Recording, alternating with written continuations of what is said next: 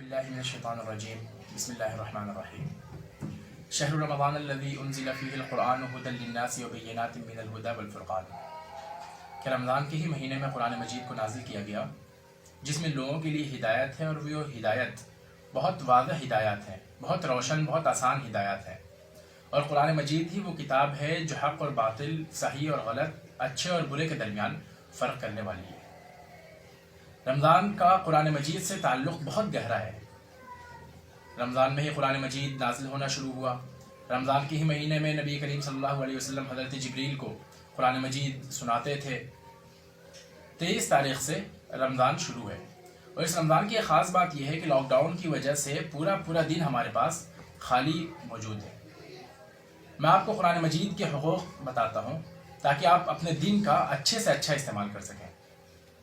قرآن مجید کا پہلا حق یہ ہے کہ اسے پڑھا جائے، اس کی تلاوت کی جائے۔ فَاقْرَؤْا مَا تَيَسَّرَ مِنَ الْقُرْآنِ، کہ جتنا ہو سکے قرآن مجید کی تلاوت کرو۔ اس کا دوسرا حق یہ ہے کہ اسے تجوید کے ساتھ سیکھا جائے۔ اللہ تبارک و تعالیٰ کے ارشاد ہے وَرَتِّلِ الْقُرْآنَ تَرْتِيلًا، قرآن مجید کو ترتیل کے ساتھ ٹھہر کر پڑھو۔ یوٹیوب پر آپ کو بہت ساری تجوید کی کلاسز مل جائیں گی جن سے آپ ایک مہینے میں تجوید سیکھ سکتے ہیں، یا اس کے بجائے اگر آپ کچھ اچھے قاری، کچھ اچھے حفاظ، کچھ اچھے اماموں کی تلاوت سنیں، شیخ ناصر القطامی، شیخ یاسر الدوسری وغیرہ کی، تو خود بخود ایک مہینے بعد آپ کو اپنی تجوید میں ایک بہت اچھا فرق محسوس ہوگا۔ قرآن مجید کا ایک حق یہ بھی ہے کہ اسے یاد کیا جائے۔ اللہ تبارک و تعالیٰ کے ارشاد ہے وَلَقَدْ يَسَّرْنَا الْقُرْآنَ لِلذِّكْرِ فَهَلْ مِن مُدَّكِرٍ، کہ ہم نے قرآن مجید کو یاد کرنے کے لیے آسان بنا دیا ہے، تو کیا کوئی ہے یاد کرنے والا؟ آپ خود قرآن مجید یاد کرنے کی کوشش کریے، اپنے بچوں کو قرآن مجید یاد کروانے کی کوشش کریے۔ اس رمضان میں تراویح کہیں باہر نہیں ہوگی، اس لیے آپ اس بات کی کوشش کریں کہ گھر میں ہی خود جماعت کے ساتھ تراویح کی نماز ادا کریں، اور اس جماعت کے امام آپ ہوں، اور آپ وہ پارے پڑھا رہے ہوں جو آپ کو حفظ ہو، یا کم از کم روزانہ یاد کر کے 1 صفحہ 2 صفحہ اور روزانہ تراویح پڑھانے کی کوشش کریں۔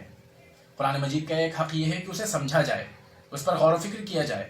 ارشاد ہے افلا یتدبرون القرآن ام علی قلوب اقفالها، کہ کیا یہ لوگ قرآن مجید پر غور نہیں کرتے، تدبر نہیں کرتے، تفکر نہیں کرتے، یا یہ ہے کہ دلوں پر تالے چڑھے ہوئے ہیں۔ آپ قرآن مجید کو اس کی تفسیروں سے پڑھنے کی کوشش کریے۔ مولانا مودودی کی تفہیم القرآن آپ پڑھ سکتے ہیں، آپ فی ظلال القرآن پڑھ سکتے ہیں، مولانا امین صاحب کی تدبر قرآن پڑھ سکتے ہیں۔ اگر گھر پہ یہ تفسیریں موجود نہ ہوں تو گوگل پلے اسٹور پہ ان تینوں کی ایپس، بہت شاندار ایپس موجود ہیں، آپ ان میں ایک ٹارگٹ بنائیے کہ مجھے اس رمضان میں اتنے پاروں کی تفسیر پڑھ لینی ہے، اور اس ٹارگٹ کو اچیو کرنے میں لگ جائیے۔ آپ قرآن مجید کے تعلق سے گھر میں مقابلے کروائیے، بچوں سے کہیے کہ وہ روزانہ قرآن مجید کے ترجمے اور تفسیر سے کوئی ایک اچھی بات ڈھونڈے اور گھر والوں کو بتائیں، یا وہ قرآن مجید میں انبیاء کے قصے پڑھیں اور ان کو گھر والوں کو سنائے، گھر والوں کے درمیان میں اس قصے کو لے کر ڈسکشن کریں۔ انسان عادی ہو جاتا ہے۔ آپ کوشش کریے کہ 1 مہینے بعد آپ قرآن مجید پڑھنے کے، اس کو سمجھنے کے، اس کو یاد کرنے کے، اس کو زبان پہ رکھنے کے، گھر میں اس کے تعلق سے ڈسکشن کرنے کے عادی ہو چکے ہوں، تاکہ آپ اس منزلے پہ پہنچ سکیں جس کے بارے میں قرآن کہتا ہے کہ انما المؤمنون الذین اذا ذکر اللہ وجلت قلوبہم واذا تلیت علیہم آیاتہ زادتہم ایمانا، کہ مومن تو وہ ہے کہ جب ان کے سامنے اللہ تبارک و تعالیٰ کا ذکر کیا جاتا ہے تو ان کے دل لرز جاتے ہیں، اور اس کے کلام کو، قرآن مجید کو جب ان کے سامنے پڑھا جاتا ہے تو ان کے ایمان میں اضافہ ہوتا ہے۔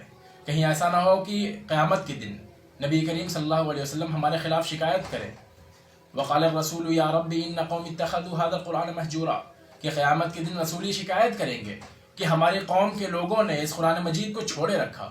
اللہ تبارک و تعالیٰ سے دعا ہے کہ ہمیں اس رمضان مبارک میں قرآن مجید کو پڑھنے، اس کو سمجھنے، اس کو سمجھانے، اس پر عمل کرنے، اسے دوسروں تک پہنچانے، اس کو اپنی زندگی کی عادت بنا لینے کی توفیق عطا فرمائے۔